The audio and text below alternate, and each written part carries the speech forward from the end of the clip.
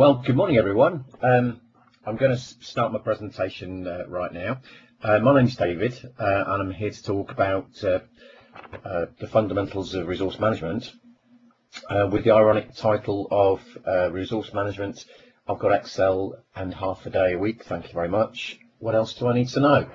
I would guess that many of you turning up today don't use Excel necessarily all the time and need more than half a day a week to manage resources.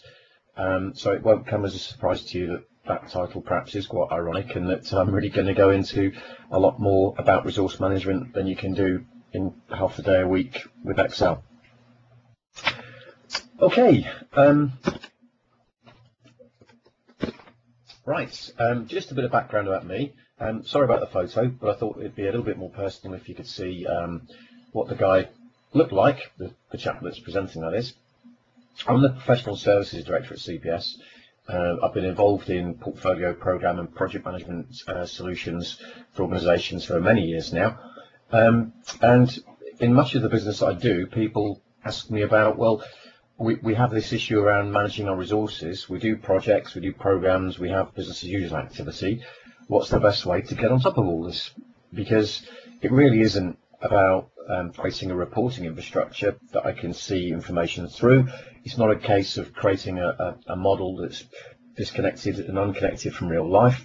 What is it we have to do to operationalize and make easy to run this whole connection between work and resource forecasting and management and so on?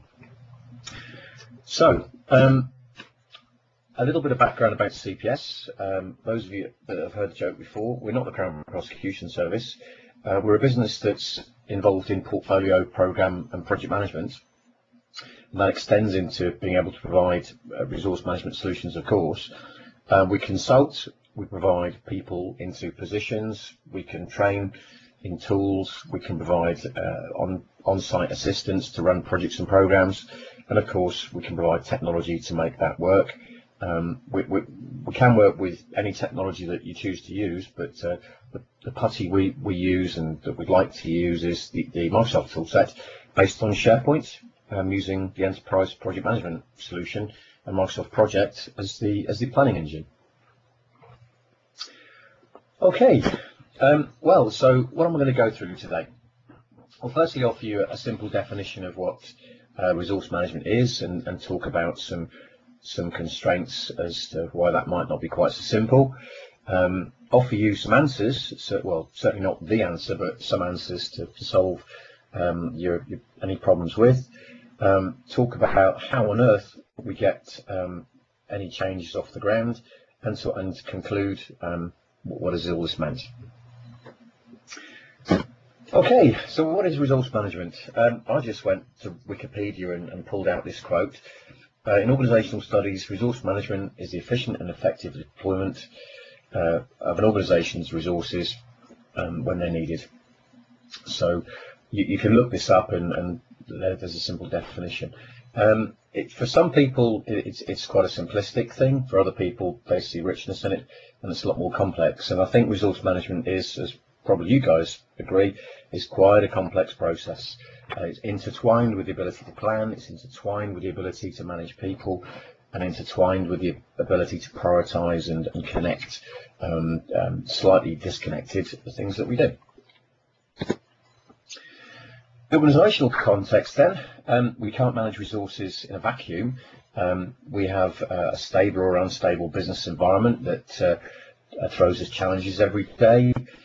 We might have to resource projects and business units all over the world. We have different cultures with different kinds of people.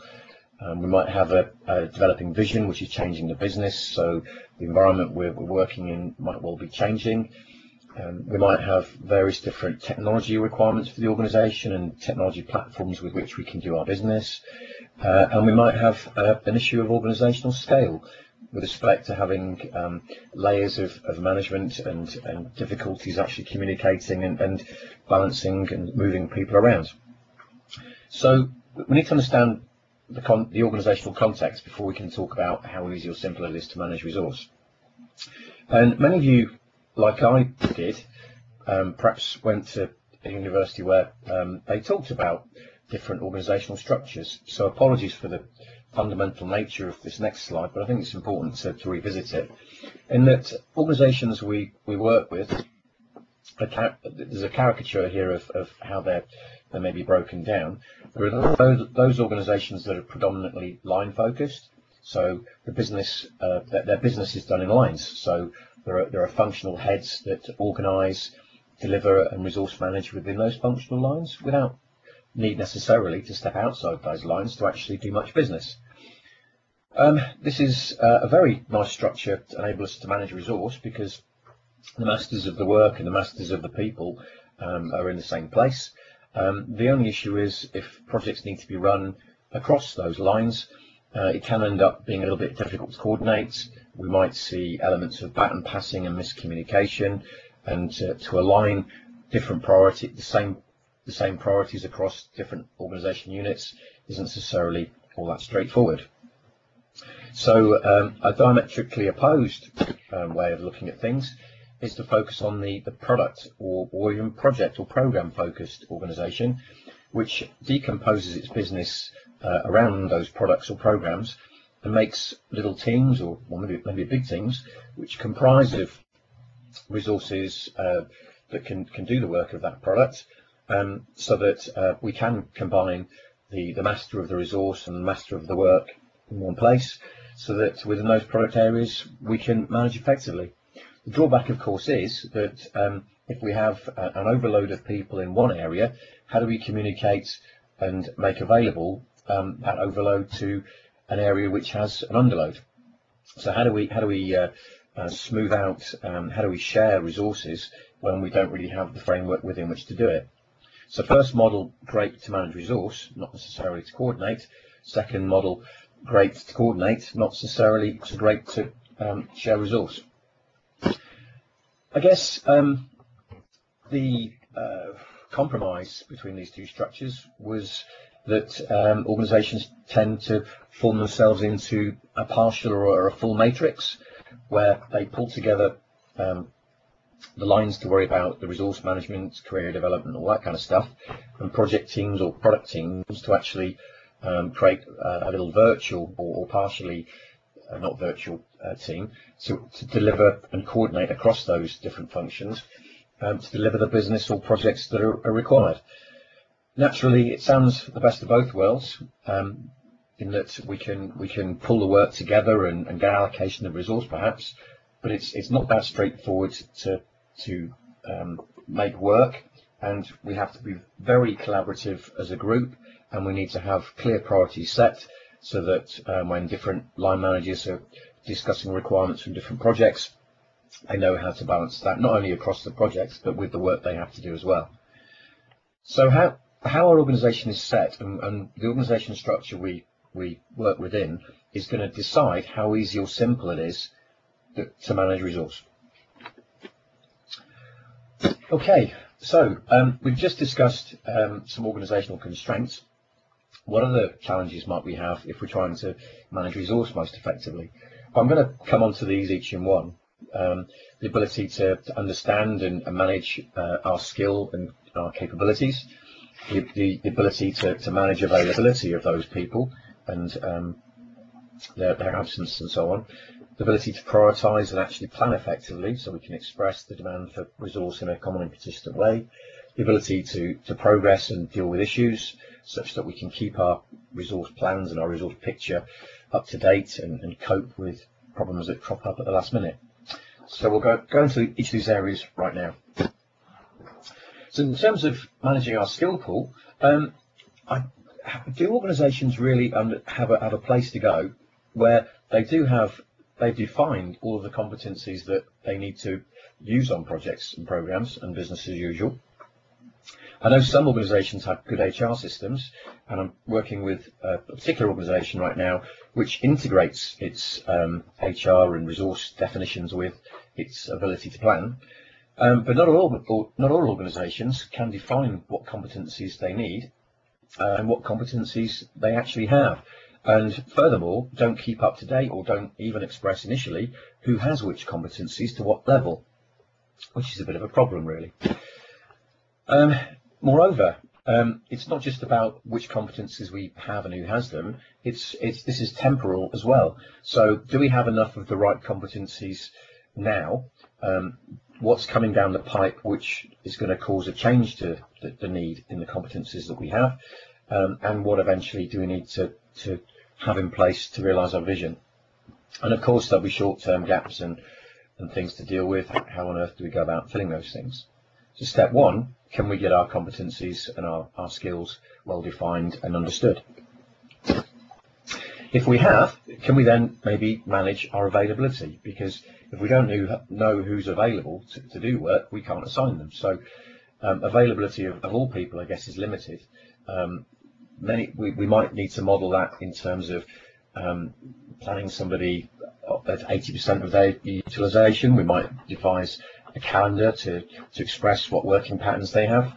But certainly we need to be able to deal with people planning holidays and taking ad hoc absence, and this kind of planning isn't necessarily done in the same place that people do their resource planning or their project planning, which of course is an issue if you're trying to bring all that stuff together.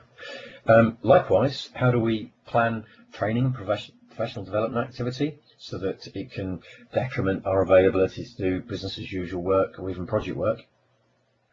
And what time do we actually need to operate our organisation? I hate to call it admin time, but what time do people need to actually fill out their timesheets, go to the loo, have a cup of tea, scratch their head, whatever? These are things we have to factor into our availability. And if we don't define an availability, we'll end up demanding more people than we actually have available.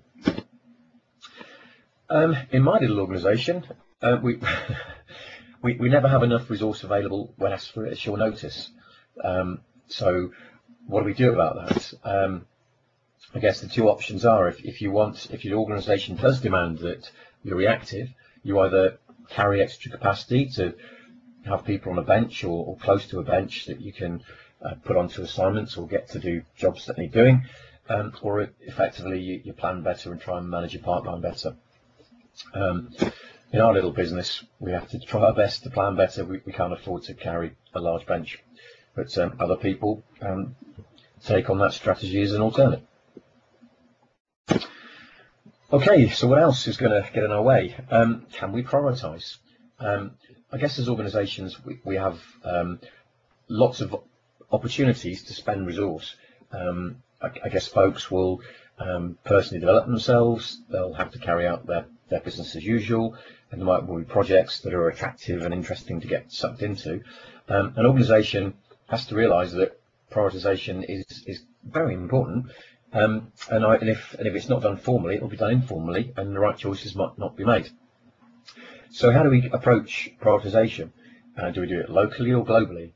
I guess we need to make sure resources are deployed in support of changes that and work that supports our strategic objectives. We should use maybe a business case to help us define what's important and what's not if we're talking about change, and look at benefits as they're planned and they're realised to decide which changes we accelerate and decelerate. And how do we weight and prioritise business as usual work streams with change work streams? It's very difficult, but we have to do it. Otherwise, the poor resource manager, whoever that is, will have two people at his desk: a project manager with a plan and a business manager with a business need, and they won't really have a great guideline as to what to do. Moreover, it seems that in many organisations, big projects suck in lots of resource, and the little projects kind of fill in the gaps, which is absolutely fine, except that it might be best to think more strategically, because if you have a mix of big projects and small projects, we might be able to fill in the gaps in the big projects with the little projects. And if the big projects get all of the resource, how do we ever do the little projects? We have to understand that a project having low priority doesn't necessarily have no priority, and that decisions need to be made. So how do we do that? Well, there is a bigger picture here. Many of you, I think, will be familiar with the Cabinet Office products, Prince 2 for delivering projects, MSP for delivering change in programs. You'll have been familiar perhaps with P3O, which is the guidance on how to define your portfolio, program and project office structure, and management of portfolios about selecting the right projects and programs aligned to strategy. What I'm suggesting today is that maybe your project office, your portfolio, program and project office can step up and support effective resource management across the business in conjunction with your project managers and your line managers, using portfolio management principles to guide them. And this is what I mean by that. Well, portfolio management, what is it? I think most people have got this definition already. Portfolio is the investment of changes required to meet objectives, and portfolio management is that set of processes that let us identify opportunity, prioritise, balance it in terms of risk, and welcome it into the business and keep oversight of it, and keeping that in balance with the business as usual activity we need to spend. So a portfolio management function is a great function to have oversight and contribute to the resource management process. Where does portfolio management fit in? Well, I guess if as an organisation we have a vision as to where we're going, we have a clear mission with respect to what we're going to do, we understand the current state, an organisation will devise a strategy for how to take it from its current state to deliver a future mission against a future vision. We'll have drivers that help us prioritise what potential changes need to be done in which sequence. We'll have a pipeline of work then that emerges that we can turn into business as usual activities or other initiatives that deliver new products, that deliver programs of change or projects on their own. And those will all deliver outcomes and benefits which perhaps we should compare with what we intended and look at in the context of our strategy and decide what we do next. And portfolio management is the conjugate between the strategy and delivery. So it's the process, a set of cycles that go on that help us observe what our priorities are and make sure that those priorities are being worked on and the outcomes are being delivered. Okay, so what happens if you don't manage your portfolio well? And this is kind of bringing it back down to the resource management principles. Maybe if we're not prioritising projects and changes and business as usual effectively, we're not actually killing projects or programs that should be killed, and we end up wasting valuable resource on those things. So is step one in a strategy to free up resource and make better use of our resource, is step one to actually stop spending resources on things we shouldn't be spending them on. Moreover, if we don't have scrutiny and oversight on our portfolio of change, maybe we're starting to get slippage and overrun, and the changes that we plan to deliver start to disrupt our business as usual lives. If we're not providing scrutiny and oversight, perhaps we don't avoid a disruption that we could. So that's an issue. If there is no clear method or agreed protocol for balancing priority between projects and programs and business as usual activity, are our leaders, middle and upwards, wasting time politicking? If there's no clarity of direction on what priority is there a lot of debate around what we spend time upon because the direction isn't clear? Are we, because of our systems and our behaviours, struggling to allocate resource effectively, and essentially then wasting time trying to deliver projects in actually securing resource and re-securing resource that we thought we had in order to do our changes? Are we able to learn from our issues and overspends? Do we really have the ability as an organisation to estimate well and improve our estimates, or do we just have a timesheet system with the wish at some point in the future magically all our estimating will become perfect? Moreover, if we aren't managing resources well, if we aren't motivating people, recruiting and retaining the right people, do we then have issues retaining the right people, which makes our resource management life even more difficult? So if these principles, if the portfolio management principles aren't applied to our business, we can certainly suffer with resource management issues.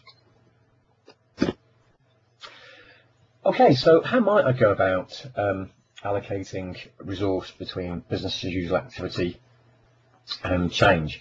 Well, I've got a little example here. In this example, it emphasises the challenge that line managers actually have when trying to do the right thing. Because imagine this part of the organisation. I've taken the example here of a particular line of business executive, say the HR director, who has a service level that's been agreed with the business, and to carry out that service level on which he might well be measured in terms of performance, salary, bonus, all that kind of stuff, it might well be that person needs 15 people. I guess though there might well be directives coming from corporate, and there might well be changes to law, which means things have to change, and I guess resource needs to be set aside to make those business changes. We have to change every year. We can't just stand still. Things will move around us. We have to set aside amount of resource to make change. This group might have also its own ideas as to what it wants to improve, and may well be able to create a business case to do internal stuff, projects and changes that aren't related to what the corporate asks or what HR law changes to. And the problem is, I guess, if we're having to take out absences in terms of holiday, training, whatever, and we have a limit to how much resource we have, how do we prioritise? What do we do?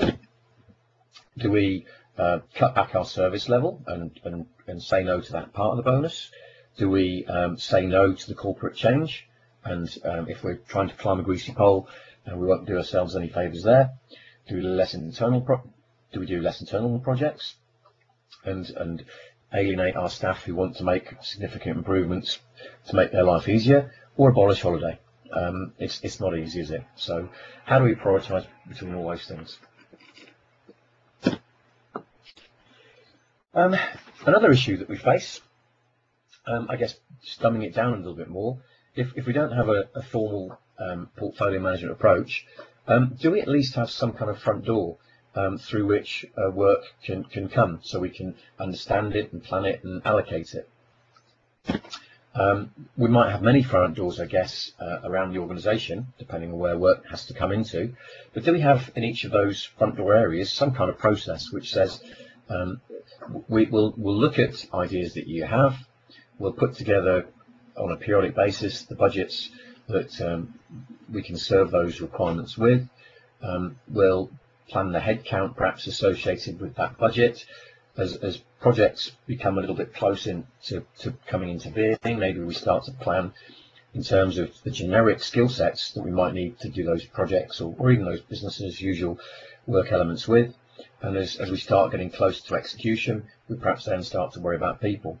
Do we have formality like that? Aside from the portfolio management and prioritisation process, do we have the ability to plan and welcome work into being in that way?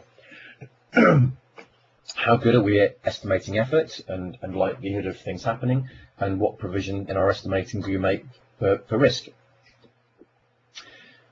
So there's quite a bit to get our heads around here. And also, if I am trying to operate a scenario that looks at ideas, that helps, that interprets prioritisation, that budget plans, is there anyone out there that can help me decide where resource should best be spent? Next issue, progressing. I guess if we have been able to estimate and put plans together, and we have welcomed work into being in some kind of pipeline or front door way, assuming it's gone into flight and we're doing it, can we actually keep a model, a picture of that work up to date and remaining useful?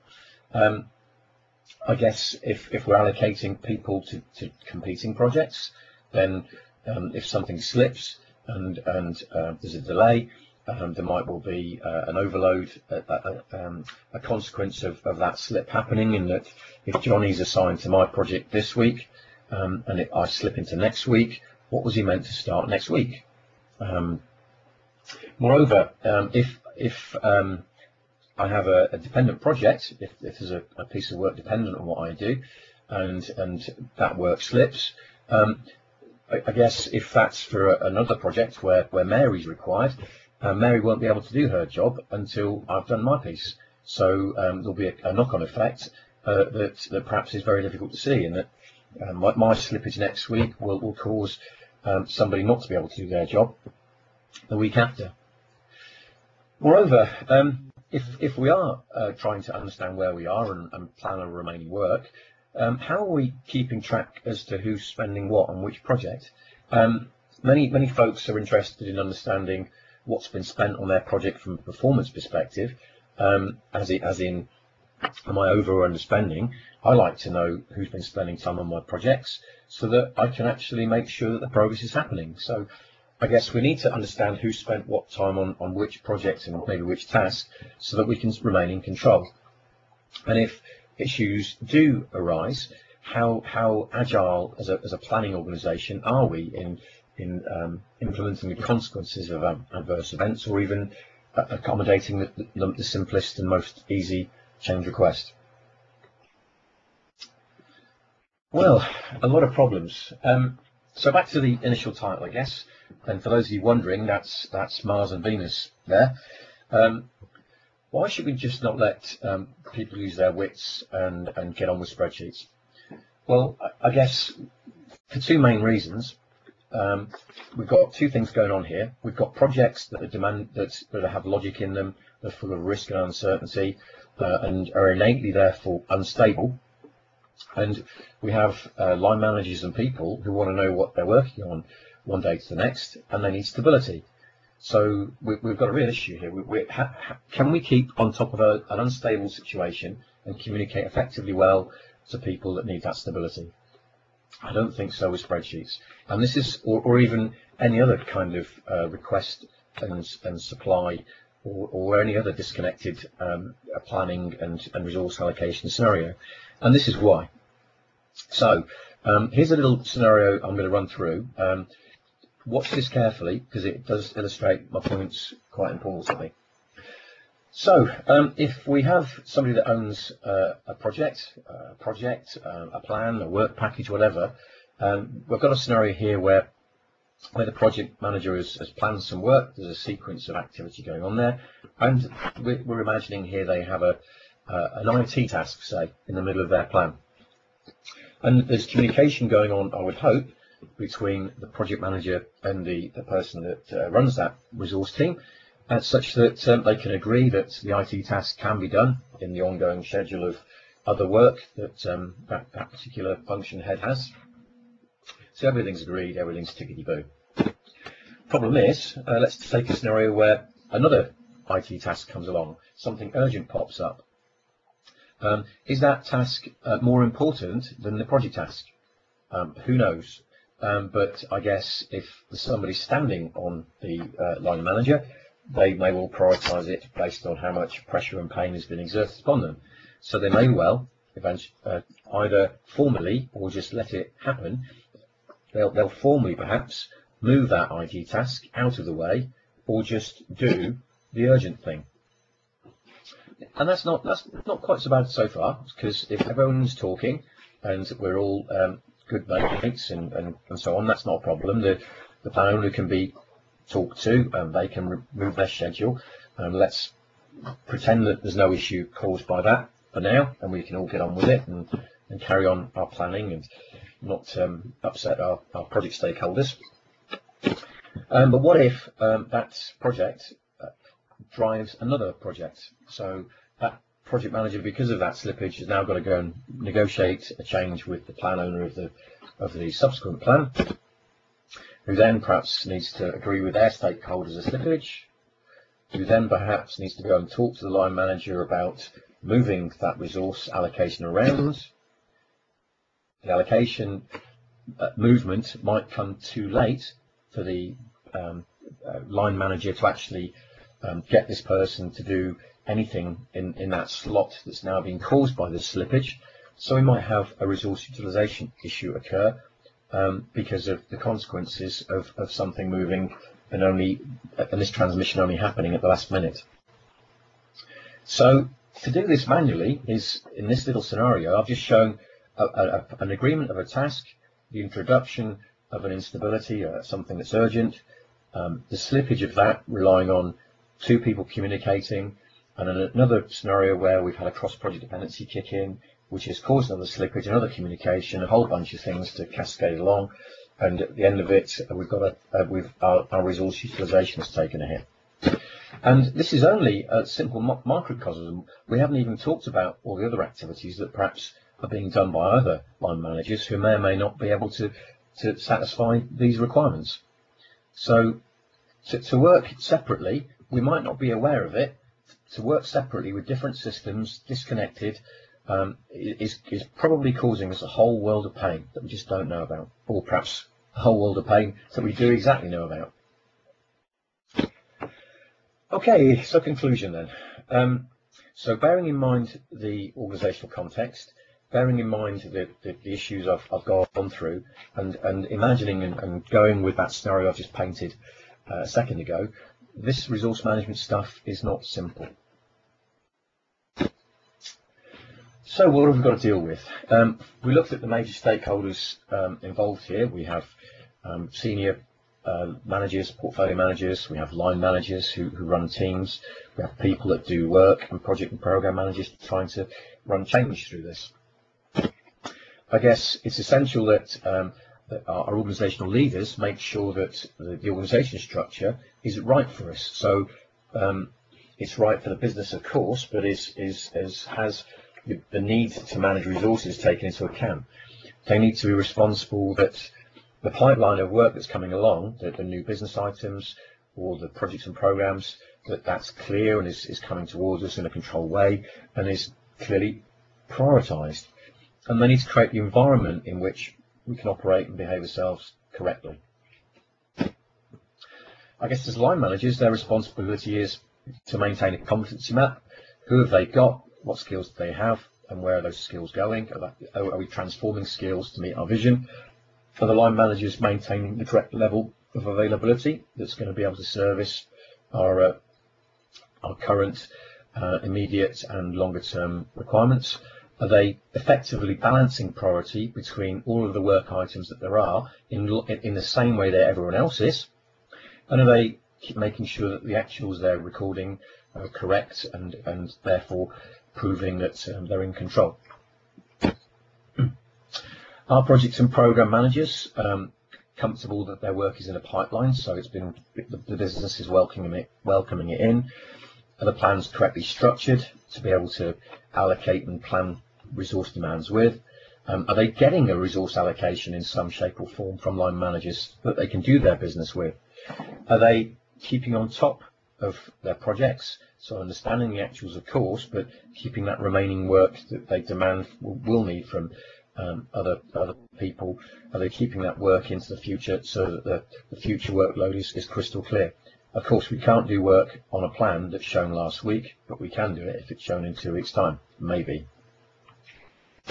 And for people then, are we making sure that the people that we have, their roles are clear, they're developing, they're booking their absences where possible, we're making sure, and they're making sure they can do work that's planned or given to them, and are they correctly recording time? So, can we make all those things happen? Well, yes, we can. But I'd suggest to you that if those things aren't happening effectively right now, there are 4 major change pillars we have to consider. The first change pillar is around organisation. Does our organisation have the right infrastructure and support and culture and leadership to enable this to work effectively?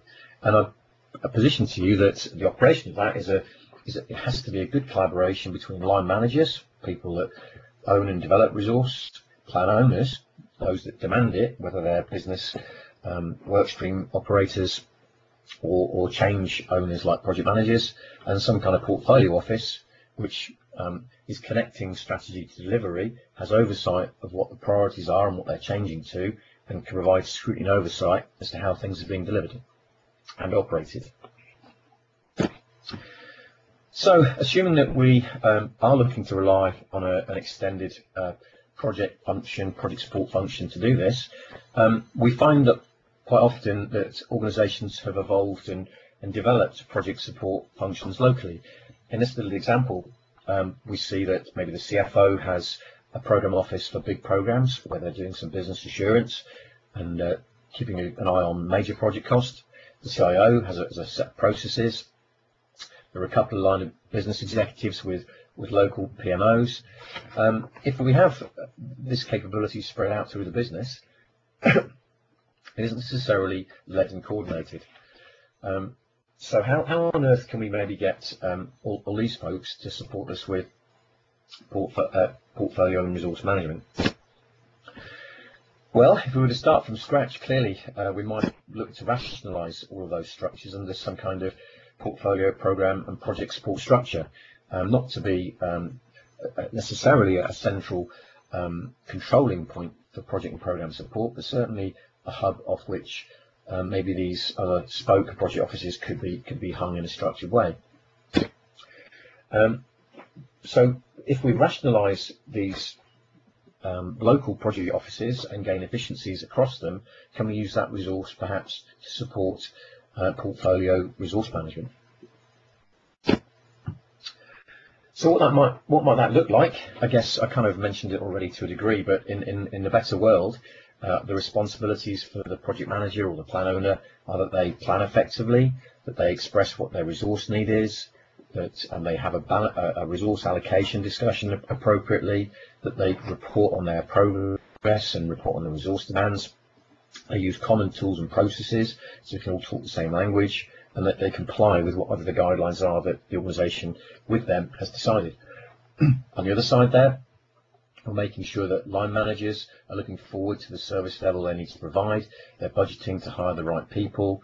They're planning with respect to their business as usual activity. They're working with project managers on resource allocation and keeping that good. They're balancing demands across the business. They're satisfying their own local reporting needs to make sure they understand where the people are. They're using common tools and processes again, and they're compliant with how the business wants them to run. So the role of the PXO, the middle piece, the Portfolio Program Project Office, is to make sure that the pipeline is visible, to oversee and make sure prioritization is there in support of local, but more importantly, strategic objectives, that they can provide planning support to make that job of expressing demand a lot easier. They can grease the wheels with respect to resource allocation if that needs to happen. They can participate and arbitrate in balancing discussions if necessary. They can have oversight of project and resource and work demands in a macro way, define and look after the processes and tools and make sure they're operated effectively, and provide assurance that this whole ecosystem is working effectively.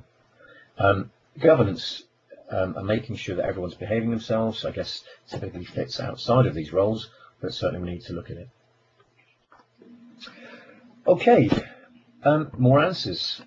We kind of alluded to these already to a degree, I guess, in that if we have the organisation with the will and the structure in place to actually make this change, we need common and processes, protocols for how work comes into being, how it's planned, how resource is allocated, how it's reported, and people need to be able to do that. They need to understand what their role is, understand what their responsibilities are, and have the skills and ability and assistance to do that. And at this moment, I therefore offer you a redefinition of resource management. Can I break it down? Can I break what maybe is conceived of as resource management down into perhaps resource planning, the ability of the process of maybe creating demand from the work that's needed, maybe from a bottom-up perspective, and resource management, which is maybe a more top-down approach where we're looking at pipeline and having oversight of all those resource plans. And can I suggest to you then that if these are things that you want to have in place to help you balance your scarce and expensive resources across all the changes that you have, we'll need to think about an approach to this. And if you're not happy with it or don't do it effectively right now, then maybe a first step is to get the ability to plan in place, however simplistically or richly that needs to be, but get that ability to plan in place. Then move on and start to do some more sophisticated resource allocation and prioritization work, and maybe look at how you organize your business and behave as a group, and move on and deliver all your requirements. So resource management, I break it down into planning and management, and an approach to making whatever changes you like, assure that you can plan, deliver simple management processes, and then push on and deliver all the benefits that you're looking for later.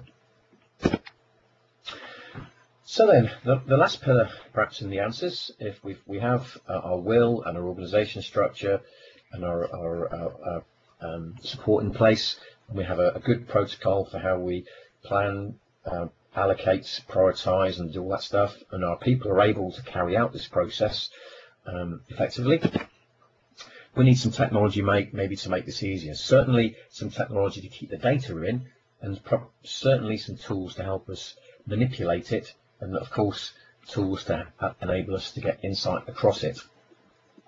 There are many particular tools that can help you manage resource. What I present to you is the Microsoft toolset to do this with. The ability, this toolset has the ability to allow us to identify work items, whether it's project or program or business as usual work item. We can identify that coming towards us and prioritize it. We can plan and schedule with it, so we can task people effectively. And with oversight across all of these current and future demands, we can look at our priorities and balance and move people from team A to team B, or make hiring and firing decisions, and certainly forecast and react to changes in our business environment. And if it's also an environment through which we can collaborate, so not only do we understand what our task is, but we can understand what it is that we're expecting to be doing, and register and discuss any issues and risks, etc. Just to be very clear about technology, it will not do the job for you. I speak to many folks who put their faith in God, and they also sometimes put their faith in the technology. The technology won't do the job for you, but it can make your life easier. Those other components need to be in place for the technology to have a chance of working for you. If you haven't got an organisation structure that demands you behave this way, if you have no clear process, your people aren't capable, however fancy the tool set is, it won't make your job better. Having said that, just an illustration of what you can get out of these tools, and this is a very simplistic picture. What I'm trying to illustrate here with a picture is that if you do put plans into a database, those plans can be project plans, they can be program plans, they can be business as usual plans, they can be work plans, they can be support plans, they can be very simplistic high-level allocations of resource. But if you put together into one place the plans for change and the plans to run your business with, you can get visibility across all of that with respect to current, future, and maybe pipeline work needs. And it makes life a lot easier if you can have all of that in one place. Okay, moving on then. So if you get that this isn't easy, and recognise perhaps that there's a journey to go on, in our opinion, the most effective way to start a journey is to get clear acceptance through the right people in the business that there is a problem. Once that's clear and accepted and kind of understood, we envision an outcome, a scenario in which we can solve those problems, and we express the benefits, perhaps in financial terms or risk reduction terms, of having those outcomes in place. A lot of folks we speak to go straight to the outcome. I want the tool, I want the process. And we strongly recommend that we properly understand the problem, and in that context devise an outcome, and through which we can then derive benefit and make a better case. So maybe some very first steps are: what is the problem? What is the extent of our difficulty here? How healthy are we, perhaps? What is internal perception? Is there a perception there's a problem? Can we take on board what best practice is telling us and actually learn that? And can we do a simple gap analysis between where we perceive ourselves to be and where we perceive best practice to be. And with some quick wins, perhaps we can engage folks on a vision for where we're going, and perhaps put some enabling changes in place to get some basic capability into our organisation to enable us to do anything clever. So, what might those basic things be? Well, we can have basic things which we can then make more sophisticated and then step up as needs be. But the basic things that we need in place, I refer to it as base capability. We need a common way to pull our resource demand and availability data together. We need a common way to plan. We need good quality, reliable information. To me, that's not the first thing you do, but it's a fundamental thing you do. If you haven't got good data, if you haven't got it in the same place, if it's not quality, and you can't manipulate it in one tool set as opposed to copy and paste it together into many, you've got a problem. So if we have the ability, if we have some basic tools and some good data, we can then start to hook in and make better the processes that we operate. And the next component here is that we have people able to run good process. So if we can express, we have a place to put our data, we can express what that is, we can put in place protocols for how we plan, how we allocate resource, how we control, how we close. If we have confidence in our data that our processes and cycles are running effectively, then we can realistically and reliably look at that information and slice it and dice it and do our business with it. So this component is about putting in place tools and reporting structures and reporting mechanisms to allow us to exploit information that comes out of our process from our base capability. And the third component, I guess, is organisation. It's having the organisation components in place to support the base practice, to develop the correct behaviours and to integrate that with how the organisation wants to run its business. So the answer for us in any portfolio, programme, project and resource management scenario is to look at the base capability, focus on people and process, make sure the information is in place to make decisions on, and look at the organisation with respect to how it's organised to do that. We have a simple framework. There's a whole lot of richness behind this, but putting it simplistically, we talk about these layers: enabling capability, improving capability, changing capability.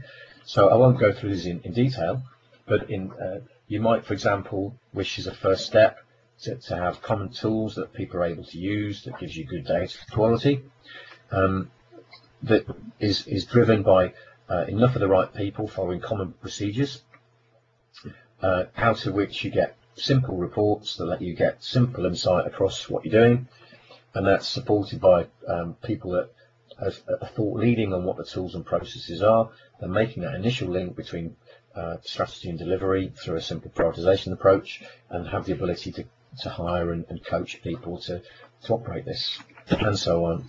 Oops, and so on, and so on. So it's really important to get base capability in place to enable simple behaviours, then push on, improve, and get a bit more sophisticated as you grow. I guess you can always do more, but it's quite embarrassing to have to admit you should have done less. Okay, specifics then. If we're looking at some kind of resource planning initiative, or we're looking at a work stream of a bigger change that focuses on resource planning, back to the principles and problem areas that I spoke about earlier. To initiate some basic resource planning, we need to clean up our skill pool to make sure we have a good definition of what skills we need, who has them, and that's maybe all expressed commonly and consistently, perhaps in one place. We've got a good model for expressing availability, so we know who's available, what they're busy, what's not project or business as usual that we need to take into account, like holidays and training and so on. We have a simple model to help us prioritise. We use the plan as the means of expressing timing and resource demand. And I don't mean a rich, sophisticated, necessarily detailed project plan, but a simple plan based on some straightforward guidelines that allow us to express resource demand and timing in some shape or form, and we commit to some kind of approach which keeps those plans up to date so that the future picture of workload is sensible and is maintained. So those to me are the fundamental components in getting resource planning off the ground. If you can plan, then perhaps and can maintain your skill pool and can maintain what availability you have, and through that hire and fire, I guess, perhaps then we should be more sophisticated about how we take work on, and more sophisticated about how we allocate resource, and get a bit smarter with respect to interpreting simple priorities.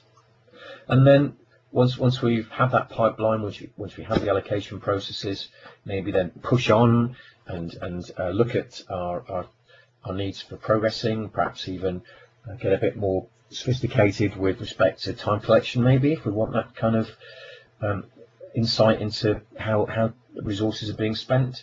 Revisit our organisation structures in small areas to make sure that it supports how we want to manage our resources.